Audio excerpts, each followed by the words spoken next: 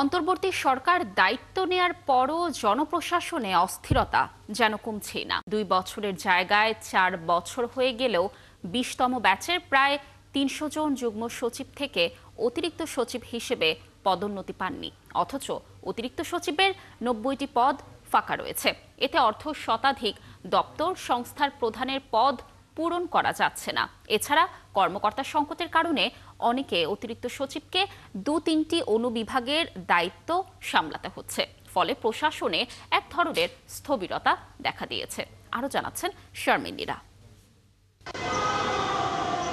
নিয়মিত পদোন্নতি হওয়া সরকারি চাকরির একটি বিধান, কিন্তু বাস্তবতা হলো প্রশাসনের সর্বোচ্চ স্তরে চাকরিরতদের অনেকের জীবনে এই স্বাভাবিক ঘটনা ঘটে না। তবে রাজনীতির শিকার হয়ে অনেকেই পদোন্নতি না পেয়ে আগের পদে চাকরি করছেন, এমনকি যেতে হচ্ছে অবসরেও। এই যেমন 20তম ব্যাচে 256 জন প্রশাসন ক্যাডার সহ প্রায় 300 জন যুগ্ম সচিব দায়িত্ব পালন করছেন 4 বছর ধরে। এখনও তারা পাননি অতিরিক্ত সচিব পদে পদোন্নতি। যদিও নিয়ম অনুযায়ী যুগ্ম সচিব থেকে অতিরিক্ত সচিব পদে পদোন্নতির যৌক্তিক সময় 2 বছর। এই মুহূর্তে সরকারের অতিরিক্ত সচিব পদ ফাঁকা আছে 90টির মতো।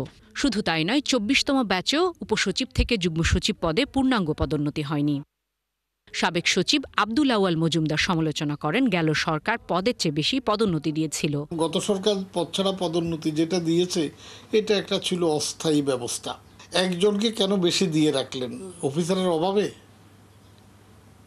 নাকি খাতির করে, সেটা দেখতে হবে। অফিসার নাই বলে দিলেন নাকি বিশ্বস্ত বলে খাতির করে দিলেন, সেটা দেখতে হবে।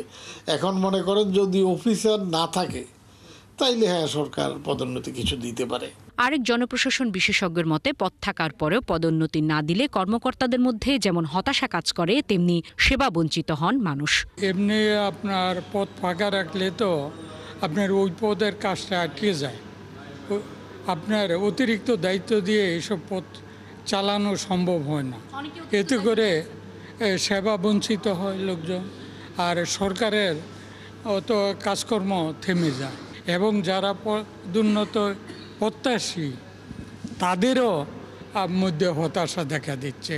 অনেকে কিন্তু বয়সে পাবে না, হয়তো রিটায়ারমেন্টও চলে যাবে। অন্তর্বর্তী সরকার দায়িত্ব নেওয়ার পর অন্তত 18 সচিব চুক্তিভিত্তিক নিয়োগ পেয়েছেন। সংখ্যাটা কতটা যৌক্তিক সেই প্রশ্ন তুলেছেন বিশেষজ্ঞরা। চুক্তিভিত্তিক খুবই অল্প সংখ্যক হওয়া উচিত, যেখানে চুক্তিভিত্তিক নিয়োগ না দিলেই নয়।